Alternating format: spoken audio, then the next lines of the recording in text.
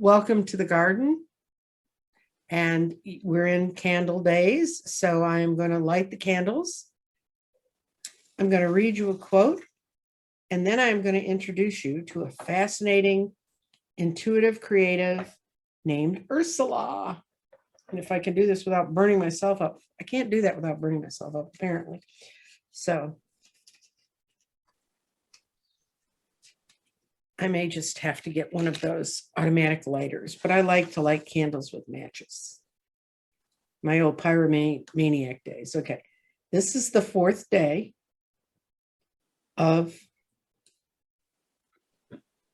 our candles. I put them back so you can see them. And as always, I'm going to thank you for and welcome to the path of enlightenment that through merging your energy with our 9-day journey with the candles. And I want to thank you all for being here. And now I'm going to introduce you to Ursula, formally. You saw her. She was sitting next to me. She was watching the candles get lit too. And as you know, I have a quote for each day. And I don't talk about this to the people that are coming on. I just say, I found these quotes and this is where we're going. And it goes, the only way to make sense out of change is to plunge into it, move with it, and join in the dance. And that's from a man named Alan Watts.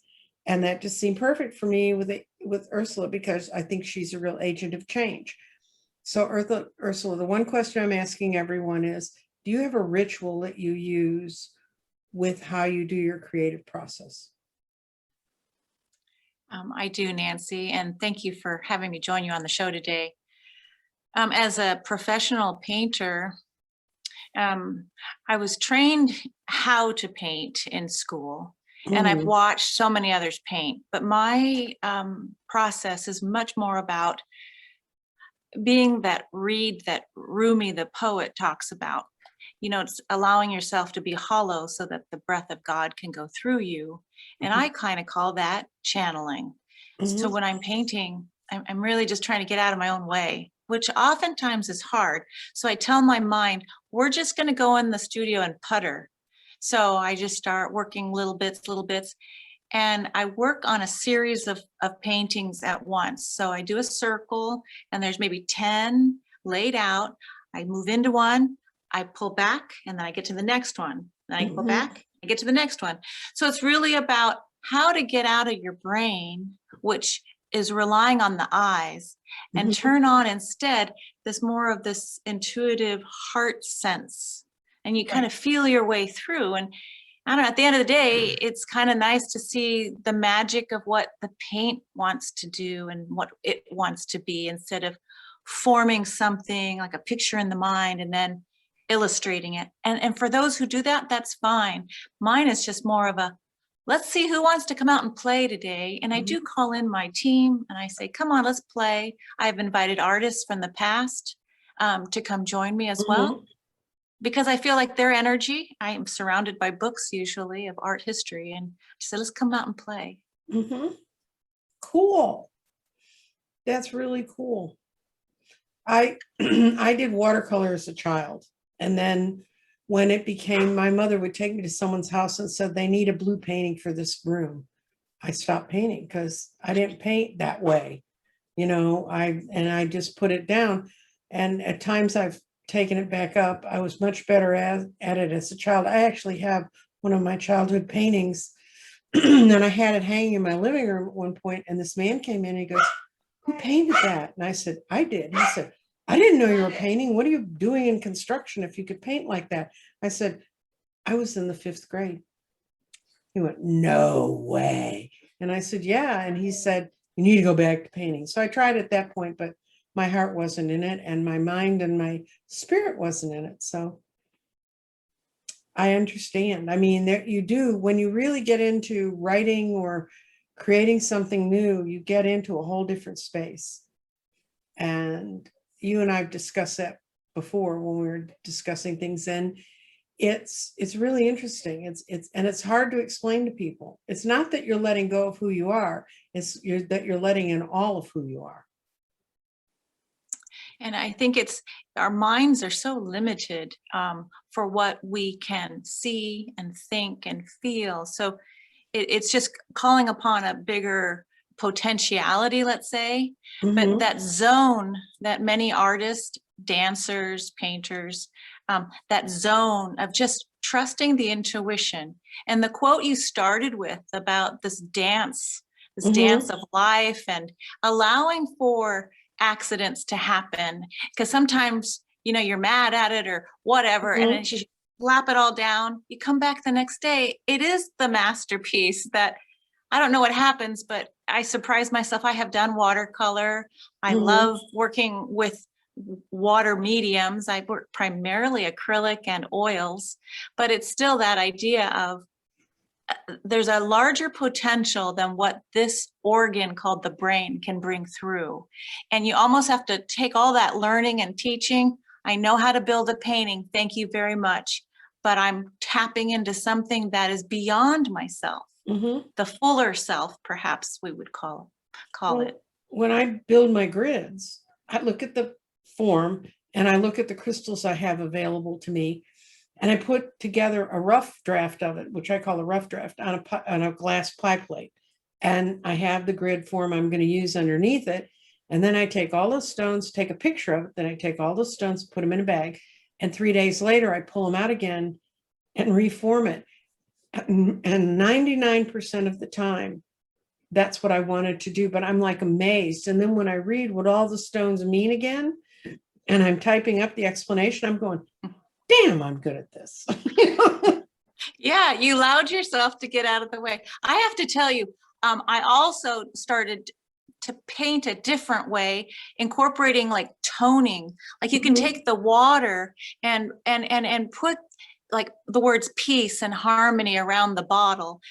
You can Mhm. put numbers, angelic numbers and frequencies. So all the mediums, and I'm working with minerals like you know, I'm working with cadmiums. I'm working with the earth colors. And so it's just that liquid form, whether it's gum arabic or acrylic polymer Mhm. or oils. And I'm just letting Gaia, the earth's materials, allow them to have their own voice, because it really is a partnership between creating something from nothing, Mhm. like putting all these pieces together to form the heart's intention of, may it serve a higher purpose Yes. and surprise me. It really is about the inner child coming out and saying, let's play.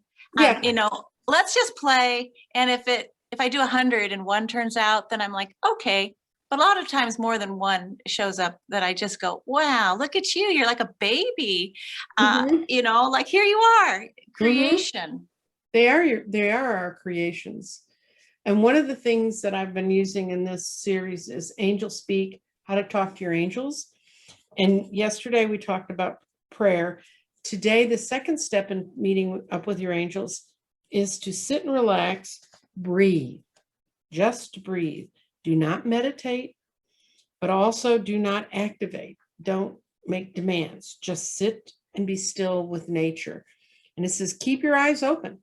Meditation is a deeper physical state that is too relaxed for this purpose. Strive for the state of relaxed attention, similar to the same energy you use when you're driving your car or you're just losing your brain in a TV show. And then the angels come through the air. They are spirit. And in order to enter our body, they must first surround us and then find entry through our breath. People tend to breathe rather shallowly, and that makes it more difficult. But if you want to feel the angels, you need to be open and breathe. So, Beautiful, and that's beautiful. kind of what you're talking. It's the same thing. It's when people want direction from angels, they have to open themselves up. And a lot of people are like,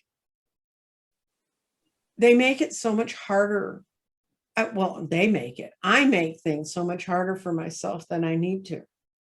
And I, I'll struggle and I'll go, oh, I can't do this. And I get up and I'll decide I'm going to have a headache because I really don't want to do the grids.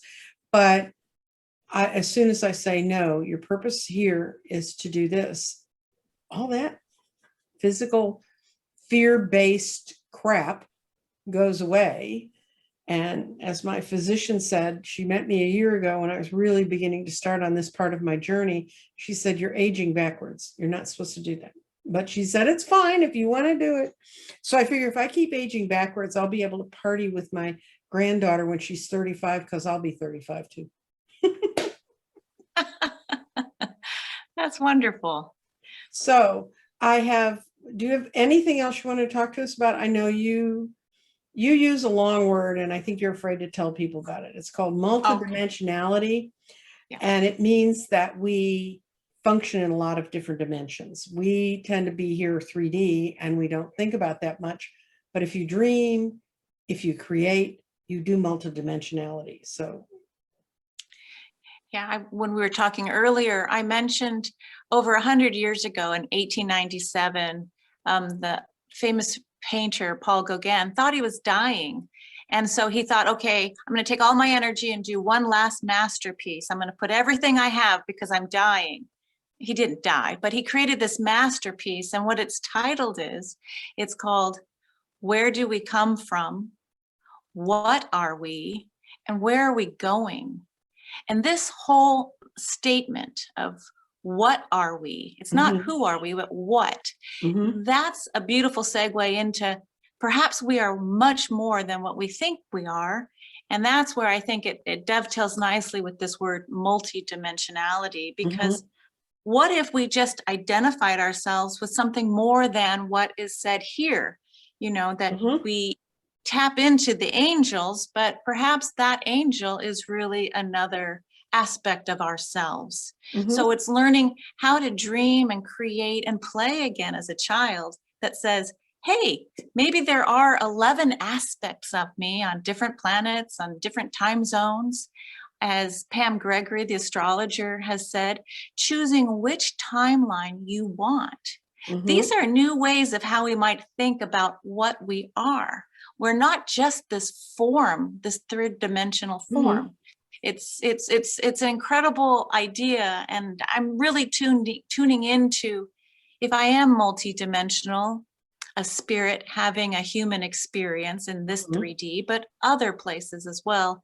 How can I tap into that magic and bring it here to support the now moment? Right. So choosing which timeline is a fascinating thing to even think about with string theory. Great. Let's see. By the way, I have been continuing to get comments from people and about we're coming out of COVID. And COVID locked us down in a way that we had time to think about being multidimensional. We had time to understand our 3D experience was not all we had. Because so much of what we did when we ran around and just filled our times with work and happy hour and dumb TV shows and stuff, not dumb YouTube shows. Right. But and we filled our time with that. And I was talking with someone today who's recovering from romance at the moment. And he said, yeah, that's just, I filled my time with all this stuff and then everything stopped. And I realized how alone I really was in all that. And his own sense of isolation really started to get to him. That's where he made this bad romantic choice, but he's going to survive it. We always do. But this is a time, and that's the awakening I think people are finding, is that they're not isolated and that they can reach people other than through all the channels they were raised to think they had. I agree. It's almost like we were forced into that existential moment to ask ourselves, is this really all there is? I mean, we were like Paul Gauguin sitting in Tahiti going, I'm dying. What's it all been about? Who's important? What's important? I mean, you could get sick the beginning of the week and be gone or dead physically by the end of the week. It's been such a wake up. And so for those who went inside to find deeper meaning, great. That's where the discovery of like, wow, I've got to be more than just this has been from my experience. But then you gave birth to this Nancy Jean's Garden, I think, as a result of more time to go and ask ourselves these Well, bigger questions. I would have been happy reading at the wine bar and continuing to be at the vintage store 3 days a week, and it was a lovely little world that was very routine. That's when I got pulled out of it before everybody else was recognizing the plague was coming. If you don't know that story and you're watching this, my angels, I was driving home from times 10, and this is when I was really doing strict keto. So I had not had any wine. Otherwise, this might have a different explanation. But all of a sudden there was this gray fog around my car. And I went, what the hell is this? Because I live in Texas where we don't got fog.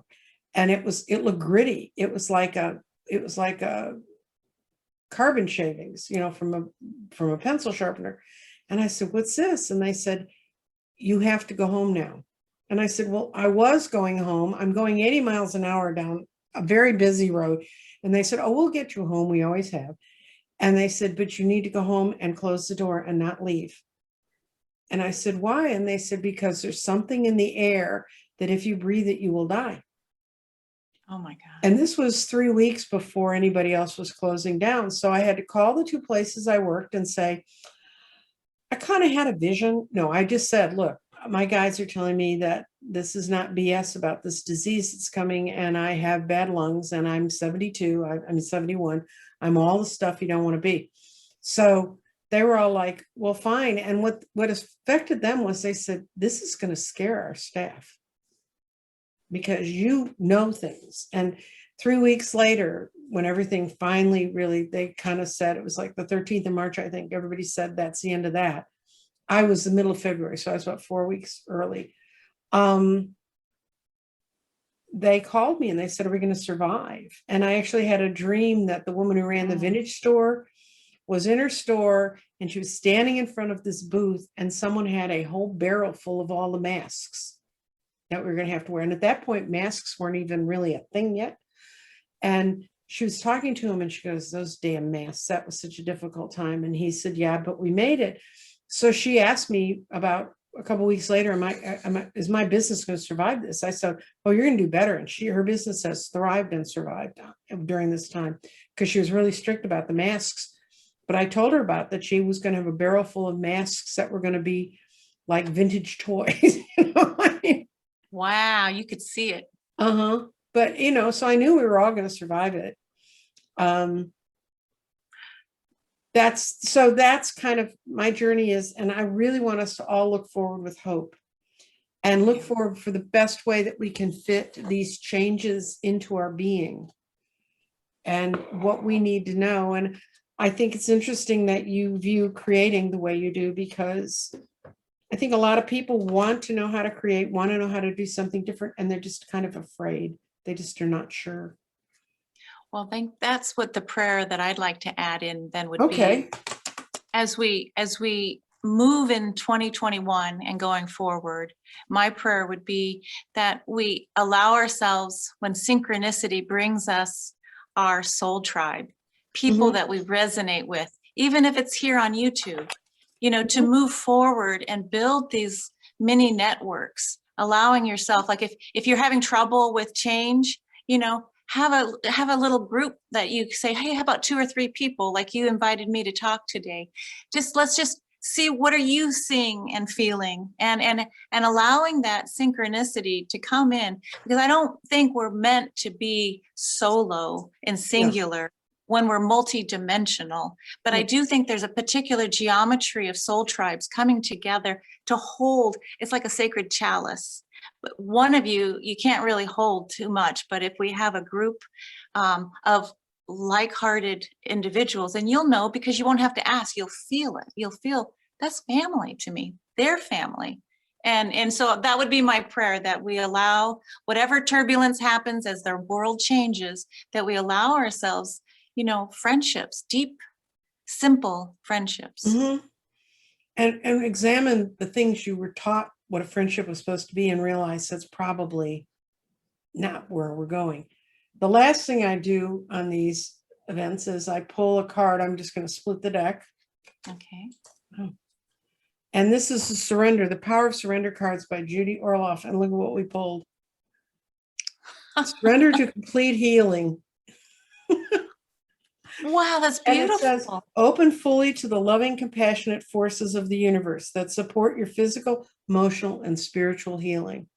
So I couldn't have said it any better, what you're trying to get across to people. Oh, and you know what? Here's a surprise. The joke is it's never about the finished product. No. It's how you show up when you're creating that joyfulness of, oh, look at the surprise of when you Mhm. put one stone next to the other. I mean, artist to artist, Nancy, you know what it feels like when that surprise happens. Like, Mhm. look what just showed up. Yeah, here it is. That's healing. Yeah. Okay, now we're going to close it down. We're going to blow out the candles because last time I did this, somebody thought I was leaving these candles burning. You Okay. don't. You blow out each day's worth of candles. So we're going to blow one. And I put it on a turntable this time because it's so much easier. 2, 3, 4. And thank you for helping me celebrate the 4th day and showing up. And Ursula is an artist in California, and I've featured her birthday wheel, the zodiac wheel, on my channel. And if you want to know more about Ursula, you can contact me through my email, and I will get you in touch with Ursula because she's a good lady and she likes to talk to folks. And there's my dog saying it's time for you guys to get off this call. Yay! Thank you, Nancy. Thank you so much. And thank you to everyone who's coming. And tomorrow will be the 5th day and no telling who might show up. Bye-bye.